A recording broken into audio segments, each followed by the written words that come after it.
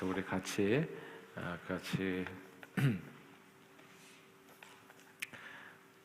오늘 주신 하나님의 말씀은 누가복음 4장 18절 말씀, 우리 다 같이 한 목소리로 합독하십니다. 시작. 주의 성령이 내게 임하셨으니 이는 가난한 자에게 복음을 전하게 하시려고 내게 기름을 부으시고 나를 보내사 포로된 자에게 자유를, 눈먼 자에게 다시 보게 함을 전파하며 눌린 자를 자유롭게 하고. 아멘.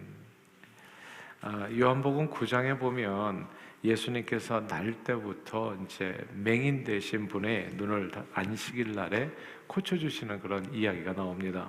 주님이 하신 이런 그 맹인의 눈에 진흙을 바르고 실로암 물가에 가서 눈을 씻으라 한 것뿐이었는데, 진짜 눈을 씻었더니 맹인의 시력이 회복된 거예요.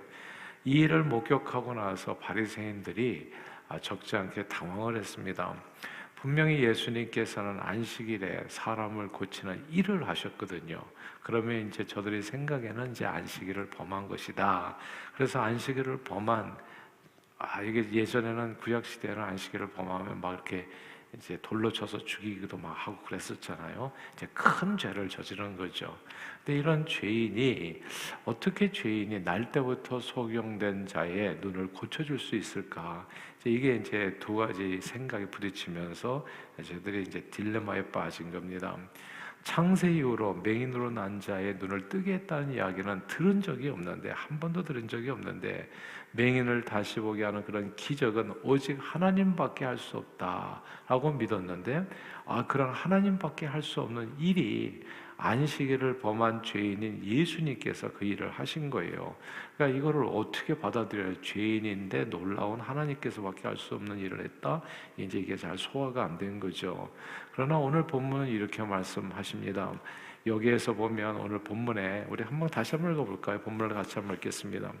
같이 읽어봅니다. 시작.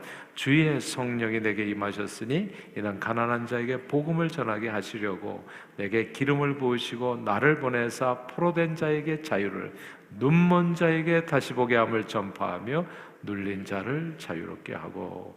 아멘. 여기 보면 가난한 자에게 복음을 전할 뿐만 아니라 또 포로된 자를 자유롭게 할 뿐만 아니라 눈먼 자에게 다시 보게 한다. 이 구절을 주목할 필요가 있어요. 예수님은 눈먼 자에게 시력을 회복시켜 주시기 위해서 이 땅에 오셨습니다. 그리고 이런 일은 하나님밖에 할 수 없는 일이죠. 하나님의 아들, 오직 예수님밖에 할 수 없는 하나님의 구원 역사였습니다. 그런데 이런 구원 역사가요, 오늘날에도 일어난다는 거. 오늘날에도 예수님을 닮은 사람이고 예수님께 속한 사람들이죠. 그리스도인이라고, 그리스도인, 예수님께 속한 저와 여러분들을 통해서 오늘날에도 세계 방방곡곡에서 사람들이 눈을 뜨는 역사가 벌어지는 거예요. 눈이 닫혀 있었다가 눈을 뜨게 된다는 거죠. 이게 세 가지 부분에서 눈을 뜨게 되어지는데, 저는 바라기는 이번 선교팀도 그렇고 앞으로 나갈 선교팀도 그렇고 이 세 가지 눈뜨게 하는 이 하나님께서 오직 하나님의 아들 그리스도만 할 수 있는 일들이 우리 그리스도인들 선교사님들 통해서 이루어진다는 사실을 마음에 품고 그런 역사의 풍성한 열매를 맺고 돌아오실 수 있게 되기를 기대합니다. 수개월 전에 보면 캄보디아에서 선교하시는 이현호 선교사님이 이제 때때로 이렇게 메일을 보내주세요. 캄보디아에서 어떤 일들이 있는지. 근데 그 중에 하나 매우 흥미로운 이메일을 보게 됐습니다. 미국 펜실베니아에서 평생 안경 전문을 하시다가 은퇴하시고 캄보디아의 평신도 선교사로 가셔서 이제 이렇게 섬기시는 노 부부가 계시대요. 이렇게 멋있고 근사한 사람들이 굉장히 많더라고요.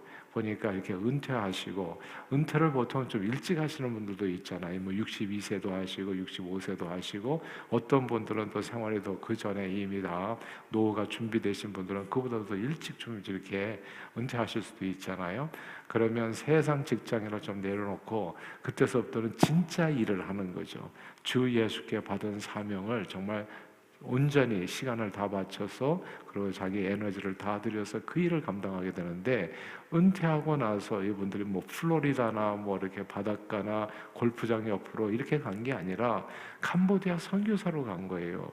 그래서 캄보디아에 가서 이제 이 노부부가 이제 마지막 남은 인생을 갖다가 정말 복음을 전하니라 그렇게 삶을 이제 드리는데, 이분이 펜실바니아에서 했던 일이 뭐라고요? 안경점을 했잖아요. 그러니까 이제 안경으로서 이제 자기 특기를 살려가지고 영혼 구원의 사역을 이제 거기서 마치 사도 바울처럼 자비랑 선교사로 남은 삶을 이제 드리게 된 겁니다. 근데 한 번은 그래서 동네마다 다니면서 이제 거만을 하고 안경을 맞춰주고 이제 그렇게 하면서 이제 복음을 전하고 하는데, 한 번은 거만을 하는데 양손에 부축을 받고 한 할머니, 캄보디아 할머니가 들어오셨대요. 근데 이분이 앞을 보지 못해서 앞이 안 보이니까 그래서 이제 부축해서 들어왔는데, 너무나 앞이 안 보이기 때문에 깜깜한 거죠. 눈을 가지고 있는데도 눈뜬 장님이에요. 그래서 결혼을 오래전에 젊었을 때 했는데, 그때부터 어렸을 때부터 눈이 안 좋아가지고 앞이 잘 안 보였기 때문에 자기가 평생 남편 얼굴이 어떻게 생겼는지도 모르고 이제 결혼 생활하면서 살았던 겁니다. 근데 검언을 해보니까 극심한 난시로 인해서 앞이 보이지 않는다는 것을 알게 된 거예요. 그래서 수술을 더 이제 이 캄보디아 할머니의 그 눈을 수술을 도와줬더니 이제 이 눈이 이제 개안을 한 겁니다. 눈이 열린 거예요. 그래서 이 할머니가 남편 얼굴을 처음 보게 된 겁니다. 자기가 오래전에 젊었을 때 결혼했는데 내 남편이 이렇게 생겼구나. 그래서 너무나 감동해가지고 눈물을 흘리면서 예수를 영접하고 그리고 또 교회를 다니게 되었다는 그런 얘기를 들었어요. 우리는 어떤 신령한 그리스도인들이 강력한 기도로 그냥 신비한 능력으로만 눈이 보이고 포로된 자가 자유케 되고 가난한 자가 부유케 되고 기도로만 되는 줄 아는데, 기도로 되는 거죠. 기도하면서 그런 역사들이 나타나는 겁니다. 누구든지 자신의 삶을 영혼 구원 사역을 위해서 하나님께 드리기만 하면 하나님께서 알고 보니까 각자의 모습 그대로, 그러니까 예전에는 예수님 혼자 했던 일을 각자의 모습 그대로 어떤 사람은 가난한 자를 부욕해 하는 일에, 그러니까 또 우리 교회 보면 이제 앞으로 사업을 하시면서 어떤 이렇게 각자의 또 특기를 가지고 식당 사업이랄지 그걸 가지고 가서 현지에서 가난한 자를 부욕해 하는 일에 또 은사를 받아서 쓰임 받고자 하는 소명을 가지신 분도 계시잖아요.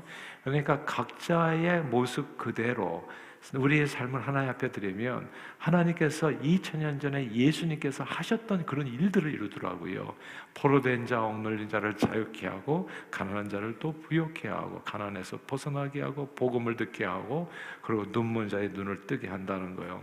그래서 어떤 신령한 그리스도인이나 능력이나 교육자나 오늘 간증해 주신 것처럼 무슨 선교라고 하는 것은 특별히 무슨 목사님이나 전도사님이나 그냥 열심히 특심인 사람들 몇몇 소수만의 어떤 전유물이 선교가 아니라 누구든지 자신의 삶을 그 장로님처럼 그 평신도 성도님들처럼 그렇게 자신의 삶을 하나님 앞에 드리기만 하면 자신의 모습 있는 모습 그대로 하나님께서 그것을 받으시고 그 필요 적절하게 하나님께서 영혼 구원하는 사역에 이렇게 쓰임 받게 해주신다는 것을 우리는 알게 되는 겁니다. 보통요 개발도상국가 제3세계라고 하나요? 그런 선교지에 가면 안경 낀 사람들이 별로 없어요. 그래서 사람들은 선교지 사람들은 다 이렇게 안경 안 끼고 사는데 이게 다 눈이 좋은가 보다 이렇게 오해를 할 수 있죠. 그러나 사실은 눈이 좋은 게 아니라 안경을 장만할 수가 없어서 눈뜬 장님으로 사는 사람들이 적지 않은 겁니다. 우리가 보통 몽골 사람들이 눈이 굉장히 좋다고 그래요. 2.0 이상이라고 얘기하죠. 아주 먼 데서부터 먼 곳을 바라보고 살으니까 이제 아주 먼 데까지 잘 본다 이렇게 생각해서 몽골 사람들이 눈이 좋다고 하는데, 이 몽골에서조차 시골에 가가지고 동네 사람들 모아놓고 검언을 해보면요 하루 100명 이상씩 몰려온다는 거죠. 그러니까 이게 보면은 이 제3세계에서 이 선교지에 사는 사람들은 눈이 좋아서 안경을 안 쓴 게 아니라 안경을 살 돈이 없거나 안경이 없어서 남편 얼굴 제대로 못 보고 사는 눈뜬 맹인들이 생각보다 많다는 겁니다. 자, 이렇게 예수 복음을 가지고 가면 눈 못 본 사람을 눈을 뜨게 해주는 일을 할 수 있어요. 신체적으로, 육체적으로요. 근데 이게 육체적으로만 눈을 뜨는 사람들이 필요한 게 아니라 이게 지적인 맹인들도 많습니다. 선교지에 가면 낯 넣고 기역자도 모르는, 글자를 모르는 까막눈들이, 우리는 한국에서 보면 대부분이 뭐 고졸, 대졸, 옛날에 제가 어렸을 때만 해도 대졸이 그렇게 많지는 않았었는데 지금은 뭐 한국에 뭐 다 대졸이잖아요, 거의. 이제 이런 나라에서 이게 실감이 안 나요. 그런데 정말 선교지에 가면은 대졸이 뭡니까? 정말 초등학교도, 아니 글자도 안 배운 사람들이 많은 거예요. 이 지적으로 눈은 뜨고 있는데도 불구하고 글자를 알아보지 못하는 저 맹인들이 많은 겁니다. 그리고 특히 영어와 같은 국제적인 언어, 이 언어를 못하는 사람들이 정말 많죠. 우리는 이제 하여튼 영어는 읽잖아요. A, B, C, D는 읽고, 그리고 이렇게 또 발음도 좀 이렇게 읽고, 또 이렇게 듣기도 하면서 생활 영어 정도는 되잖아요. 근데 A, B, C, D도 모르는 사람들이 정말 세상에는 많습니다. 국제적인 언어, 소통의 언어인 영어를 보고도 모르는 그런 사람들이 정말 이 세상에는 훨씬 많습니다. 이런 사람들을 위해서 평신도 선교사님들께서 선교지에 가서 학교를 세워주고 아이들을 교육하고 또 영어를 가르쳐서 지적인 눈을 뜨게 해주면 정말 큰 감동과 변화가 있다는 거, 제가 지금도 기억하는데 수년 전에 제가 그 아프가니스탄을 갔었잖아요. 그때 가보니까 이게 무슬림 99%인 나라예요. 마자리 샤르프라고 하는 데를 갔는데 카불에서 한 4-5시간 떨어진데, 근데 그곳에 갔는데 놀랍지 않습니까? 거의 99%가, 거의 100%가 다 무슬림인 그 마을에 갔는데 우리가 사실 다 알아요, 우리가 선교사라는 것을. 그런데도 불구하고 아이들을 부모님들이 그렇게 보내더라고요, 우리들에게. 그래가지고 거기에서 파더 아브라함은 8명의 아이들이 있었는데요, 이거 순전히 영어로 뭘 가르쳐 주냐면 성경을 가르쳐 주는 거예요. 근데 이 애들을 그 부모가 보낸 것은 영어 까막눈이 안 되게 하기 위해서 아이들에게. 근데 우리 선교사님들이 들어가가지고 그 지적인 눈을 뜨게 해주는 거예요. 그러니까 감동이 넘치면서 제가 그때 가가지고 세례를 3명을 줬나 4명을 줬나 5명을 줬나 세례를 줬잖아요, 그 청년들에게. 진짜 거기 들어가면 막 샘물교회 그 사건 터지고 나서 제가 6개월 만에 들어갔거든요. 그냥 가는 데마다 총 들고 있고 살벌한 분위기 속에 있었는데도 불구하고 거기서도 그렇게 뜨겁더라고요. 그러니까 눈 뜨고 싶은 열망들이 그렇게 많아요. 내가 너에게 뭐 하여 주기를 원하느냐? 주여, 나는 눈 뜨기를 원하나이다. 이게 육체적인 눈만 뜨는 게 아니라요, 지적인 눈 뜨기를 원하는 사람들이 그렇게 세상에는 많이 있더라고요. 지적인 눈을 뜨게 해주면서 기도해주면서 그리고 복음을 전할 때 저들이 마음을 열고 받아들이는 것을 보게 되었어요. 이런 놀라운 축복의 역사가 있었다는 것을 보게 되면서 우리 선교팀이 가가지고 하는 이런 작은 일들이 어떤 의미에서 육체적인 눈도 뜨게 해주지만은 이 지적인 눈도 뜨게 해준다는 것. 그러나 가장 심각한 맹인은 뭐겠습니까? 사실 영적인 맹인이겠죠. 예수를 알지 못하고 천국 가는 길을 보아도 보지 못하고 들어도 깨닫지 못하는 이 눈뜬 맹인이 있는 거죠. 영적인 맹인을 얘기하는 겁니다. 그리고 듣기는 들어도 듣지 못하는 듣기는 듣는데 청각 장애인이 세상에는 생각보다 많은 거예요. 이들이 영적인 닫힌 눈과 그리고 귀를 보고 듣게 하는 사역이, 그것이 뭐라고요? 그것이 선교입니다. 땅끝까지 복음을 전하는 사역, 그것이 선교가 영적으로 닫힌 눈과 영적으로 닫힌 귀를 열어가는 거. 그래서 저들을 다시 보게 하고 다시 듣게 하고, 그래서 하나님의 은혜의 해를 선포하게 하는 것이 예수 그리스도께서 2000년 전에 이 땅에 오셔서 하셨던 일이고, 그 일이 바로 그리스도에게 속한 그리스도인인 저와 여러분들이 평생 사는 날 동안 감당해야 될 바로 그 일인 겁니다. 선교는, 저는 그래서 처음부터 저 혼자 선교를 안 다녔어요. 제가 지금 선교 다니는 것은 이렇게 이제 비전 출입으로 다닌 것도 그렇게 오래되지는 않았어요. 그냥 내내 선교를 같이 평신도 성도님들과 함께 했었죠, 처음부터. 그러니까 이게 굉장히 필요하더라고요. 모든 사람의 선교사라는 거. 선교는 특별한 무슨 목회자나 신앙이 있다고 생각하는 장로님이나 뭐 이렇게 또 특별히 불타오르는 어떤 집사님만 가는 게 아니에요. 성경은 얘기해요. 너희는 가서 모든 족속의 제자를 삼으면, 거기서 나는 왜 빠지냐고요. 너희는 왕 같은 제사장이요. 왕 같은 제사장이 무슨 따로 있습니까? 구약시대에 그랬었어요. 구약시대에 제사장이 따로 있었어요. 근데 신약시대는 만인 제사장인 거예요. 하나님께서는 모두 every single person in this room, 이 자리에 있는 여러분 모두를 부른 것이지 누구누구만 따로 부른 것이 없는 겁니다. 사실은 이걸 꼭 이해해야 돼요. 주님은 부르셨어요. 하나님께서 나를 보내신 것 같이 나도 너희를 보낸다고. 그 너희 속에 나는 빠져 있는 게 아니잖아요. 우리가 다 포함되어 있는 겁니다. 우리는 하나님 앞에 그 사명을 받았을 세상으로 보냄을 받는 오직 성령이 너희에게 임하시면 너희가 권능을 받고 그 안에는 내가 들어가 있는 거잖아요. 나도 역시나. 그래서 너희가 권능을 받고 예루살렘과 온 유대와 사마리아 땅끝까지 이르러서 나의 증인이 되리라. 선교에 하나님께서는 우리 모두를 부르신 겁니다. 제가 보니까 이렇더라고요. 전도를 하잖아요. 나는 선교를 왜 하나 했는데 전도를 하는데 안 돼요. 이렇게 말씀하시는 분들이 많더라고요. 목사님, 전도를 하려고 그러는데 제 주변에는 이미 친구들이 다 예수 믿어요. 제가 아는 사람들은 다 예수 믿습니다. 그리고 예수 안 믿는 사람은 전도지 않으면 다 쓰레기통에 버려버리고 그냥 오히려 싸우자고 덤비고, 그래서 전도를 할 수가 없습니다. 여기에서는. 그 말이 틀린 말이겠습니까? 맞는 말이겠어요? 맞기도 하고 틀리기도 한 말인데, 그냥 전도는 요번에 이제 그래서 우리가 다 은혜 받아야 될 것이 월화수로 해가지고 이 잡듯이 전도해야 된다는 거, 그거 한번 해보자고요. 근데 성경에 보면 또 이런 말도 있어요. 이 동네에서 거부하면 저 동네로 가라. 주님의 말씀을 받아들이지 않는 경우가 있어요. 사도 바울이 유대인에게 그렇게 전도하기를 원했어요. 내 민족 전도가 그분에게는 우선이었어요. 근데 안 받아들여요.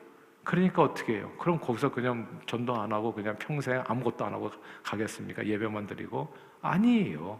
다른 동네로 가면 돼요. 1차 선교 여행, 2차 선교 여행, 3차 선교 여행이 사도 바울을 왜 이렇게 해서 온 세상으로 번졌는 줄 아세요? 1차 선교 여행에서 그렇게 좋기만 했다면 내내 1차 선교 여행만 다녔을 거예요. 1차 선교에 돌에 맞아서 죽을 뻔했거든요. 아무도 환영하지 않아요. 처음에는 받아들였다가 배척을 했어요. 배척을 하니까 다른 지역을 가게 된 겁니다. 그리고 또 다른 지역을 가게 된 거예요. 그래서 온 세상에 복음이 증거된 거거든요. 왜 하나님 앞에서 우리가 선교적 소명을 감당해야 되냐? 한국 사람들이 잘 안 받아들여서 그래요, 사실은. 그러니까 잘 받아들이는 사람은 계속 하시면 되는 거고 전도하면 돼요. 근데 내 주변에는 다 예수 믿어서 할 사람이 없습니다. 나는 이제는 그냥 쉬엄쉬엄 교회나 다니고 그냥 뒤에 앉아있다 그냥 가겠습니다. 이게 아니에요. 세상은 넓고 할 일이 많은 게 아니라 잃어버린 영혼은 정말 수도 셀 수 없이 많은 거예요. 저와 여러분들이 해줄 일들이 진짜 많아요. 저는 지금도 기억해요. 예전에 1996년인가 7년인가 제가 몽골에 막 문이 열렸을 때, 지금과 같이 한인 선교사가 거의 없었을 때 제가 몽골에 들어가서 선교를 했었어요. 저는 그때 제가 평생에 전도한 사람보다 더 많은 사람들을 예수님 앞으로 인도했어요. 딱 한 번에 출입해서 가는 마을마다 곳곳마다 교회가 하나도 없어요. 저 같은 사람도 한 번도 만나본 적이 없어요. 그런 마을을 가다 보니까 그 사람도 내가 신기하고 나도 그 사람이 신기해요. 그런 속에서 미국에서 왔다고 그러니까 사람들이 다 문을 열고서 제가 하는 예수 복음을 받아들이잖아요. 제가 지금까지 복음을 전했었지만은 그렇게 환영하고 복음을 받아들인 그런 대상을 그때 이후로는 거의 만나본 적이 없어요. 가만 보니까 처음이 중요하더라고요. 문이 열렸을 때 복음을 한 번도 들어보지 못한 사람들, 공산권에서 눈이 열렸잖아요. 그러니까 이문이 열리면서 복음을 거의 들어보지 못했던 사람들에게 가서 복음을 전할 때 복음이 영혼 구원하는 역사가 얼마나 강력한지를 제가 체험했었던 겁니다. 그래서 여기에서 안 되면 선교로 가는 거예요. 허송세월하면서 살 수는 없잖아요. 주님께서 가장 기뻐하는 것이 한 영혼이라도 잃어버리는 것은 아버지 뜻이 아니라고 성경에 얘기하는데, 그 영혼 구원한 사에게 주님께서 우리를 부르시잖아요. 부르면 가야 되는 거잖아요. 근데 제가 보니까 그 GDP인가요? 그게 어느 정도 높아진 나라에서는 이 교회가 잘 안 돼요. 그러니까 과연 예수님 시대에도 보니까 제사장들, 율법학자들, 잘난 사람들, 돈 있는 사람들, 이런 사람들은 예수를 잘 영접하지를 못했어요. 주님은 늘 배고픈 사람들, 그리고 정말 귀신 들린 사람들, 병든 사람들, 억눌린 사람들, 포로된 자들, 이런 사람들을 오늘 본문 그대로 그런 사람들에게 가서 예수를 알게 하고 눈을 뜨게 하면서 천국 복음을 듣게 해서 영혼 구원을 하셨던 것을 우리가 보게 돼요. 오늘날에도 no difference입니다. 그 옛날과 하나도 다름이 없습니다. 이현호 선교사님 만난 캄보디아에서 안경 사역을 하셨던 그 평신도 선교사님은 펜실베니아에 있는 한인교회 장로님이셨다고 하죠. 그래서 그 장로님한테 어느 날 만나 뵀을 때 장로님 하고 부르니까 그분이 정색을 하고 말씀하시더래요. 왜 나를 장로라고 부르시냐고. 저도 선교 사역을 하는 선교사입니다. 요번에 이걸 꼭 아셔야 돼요. 나는 목사, 집사, 권사, 성도, 그리스도의 이거 이전에 저와 여러분들은 그냥 선교사예요. 선교사가 아니라면 우리가 여기 남아 있을 이유가 없어요. 저는 진짜 죽기를 원했어요. 오래전에. 나는 지금도 살아있는 게 좀 부끄러워요. 솔직히. 왜 이렇게 삶이 긴지 알 수가 없어요. 근데 그래서 심각하게 고민했던 적이 있어요. 나는 왜 살아야 되나 도대체. 예수 믿으면 끝 아닌가. 천국 가는 게 최고로 좋잖아요. 뭐 죽는 거 힘들어 하시는 분 난 진짜 이해는 안 돼요. 그건 뭐 신앙의 가짜인가? 아니면 왜 교회를 다녔지 처음부터? 이런 질문이에요. 예수 믿고 죽으면 천국이라고 우리가 배운 것도 우리가 믿고 그리고 성경도 얘기하는 얘기잖아요. 근데 예수 믿으면 천국에 가는 그게 최고로 좋은 일인데 천국에는 정말 나를 위해서 거처도 있잖아요. 근데 왜 나는 이 땅에서 이렇게 미련 있게 오래 살아야 되나? 근데 그게 이유가 있더라고요. 내가 이 땅에 사는 이유. 그거는 복음 전도예요. 영혼 구원하라고 전도에 미련한 것을 하나님께서는 영혼 구원하기를 기뻐하셔서 저와 여러분들이 이 땅에 사는 날 동안 선교사로 사는 거더라고요. 밥 먹고 사는 게 아니에요. 그게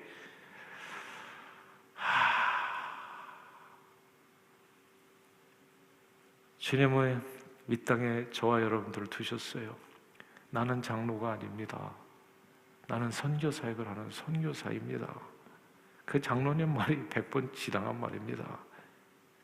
예수를 믿고 그리스도인의 사명이 복음 전도라는 것을 아는 사람은 누구나 다 선교하고 또 해야 될 일이 전도요 또 선교인 겁니다. 그러므로 이번에 과테말라 단기 선교로 떠나시는 7번의 성도님들은 모두 과테말라에 뭐 비즈니스하러 가시는 게 아니라 복음 전하러 가시는 선교사님입니다.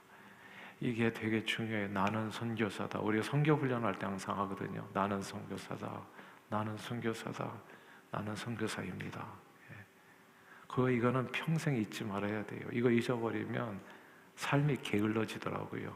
신앙생활이 나사가 빠지더라고요. 자기가 왜 사는지를 모르고 사니까. 그러면 그냥 밥 먹고 살고 드라마 보고 그리고 또 애 키우고 또 손주 보고 그리고 끝나 인생이.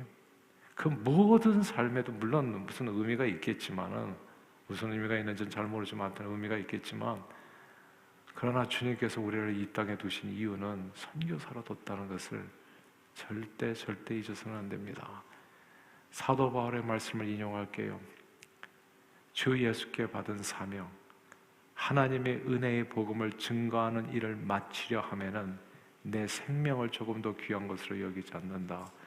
내가 이 땅에 살아있는 이유는 주 예수께 받은 사명 때문이고 그것은 하나님의 은혜의 복음을 증거하는 일이라 성경은 그렇게 말씀했습니다. 그곳에 가서 그래서 저는 정말 축복해요. 이번 단기 팀도 정말 축복하는 이유는 우리가 그곳에 가서 예수 복음을 삶의 목적을 이루는 일을 하실 것이기 때문에 과거 2000년 전에 예수님께서 하신 일을 하실 거예요. 다른 게 아니죠. 눈먼 자로 시각을 다시 되찾게 하는 일을 이번에 가서 하실 겁니다. 그곳에 가셔서 복음을 전하고, 그래서 육신의 눈도 뜨게 할 게 아니라 지적인 눈도 뜨게 할 뿐만 아니라 무엇보다도 영적인 눈을 뜨게 해서 그 영혼이 예수 그리스도를 알아보게 하고 주님 앞으로 인도함을 받을 수 있게 한다면 이보다도 더 벅찬 일이 어디 있겠냐고요. 세상에 사람이 죽어가는 사람을 살릴 때 사람들은 환호를 합니다. 육신의 생명을 구할 때 말입니다. 뭐 지하철에서 떨어진 사람 딱 누군가 구하면 그걸 의인이라고 얘기하잖아요. 육신의 생명을 구했다고 얼마나 칭송을 받습니까? 뭐 기념일까지도 세우나요? 근데 그거하고는 비교할 수 없는 한 사람의 영혼을 지옥불에 던져지는 사람을 영원한 생명의 길로 인도하는 거, 이거보다도 더 귀한 일이 세상에 있겠냐 한번 생각을 해보세요. 바로 그 일을 위해서 오늘 과테말라 선교사님들이 떠나시는 겁니다. 예수님께서 하늘 아버지께 이 땅에 보냄을 받은 선교사로서 2000년 전에 하셨던 바로 그 일이죠. 가난한 자에게 복음을 전하고 죄와 사망 권세에 포로되고 억눌린 자를 자유케 하고, 그리고 육신의 눈, 지적인 눈, 그리고 영혼의 눈을 다시 보게 하고 하늘나라의 비밀에 대해서 닫힌 길을 다시 여는 사역을 우리 과테말라 단기 선교사님들께서 감당하시게 될 겁니다. 아무쪼록 우리 과테말라가 우리 선교팀을 통해서 주의 십자가 보혈의 능력으로 세워지고, 또 어둠과 병마와 장애와 죽음의 세력이 그 땅에서 물러가고 더욱 기쁨과 평강과 축복이 넘치는 하나님의 나라로 그 땅이 변화되기를, 이번에 이 출애굽을 통해서 그렇게 되기를 소원하고, 이번 선교사로 참여하시는 모든 분들 위해 성령이 충만하게 임하셔서 한 분도 빠짐없이 몸 건강히 정말 사역 잘 감당하고 영혼 구원하는 사명 잘 감당하고 돌아오실 수 있도록 하나님의 놀라운 십자가 구원의 능력이 시종혈관 우리 단기 선교사님 한 분 한 분 위에, 또 우리 모두 위에 함께하기를 주 이름으로 축원합니다. 기도하겠습니다. 하나님 아버지, 죄로 인해서 죽을 수밖에 없는 인생들을 불쌍히 여겨 예수 십자가 보혈의 공로로 구원해 주시고, 구원받은 은혜도 사실은 놀랍고도 감사한데 천사도 흠모할 만한 영혼구원의 사명을 허락해 주신 감사합니다.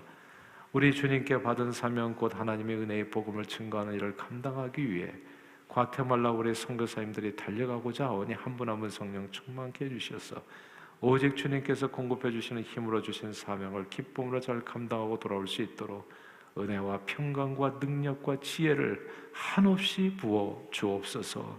과테말라의 가난한 자에게 복음이 전해지고 눈먼 자 눈 뜨고 억눌리고 포로된 자가 자유케 되는 놀라운 구원 역사를 풍성히 이루고 돌아올 수 있도록 축복해 주옵소서. 예수 그리스도 이름으로 기도합니다.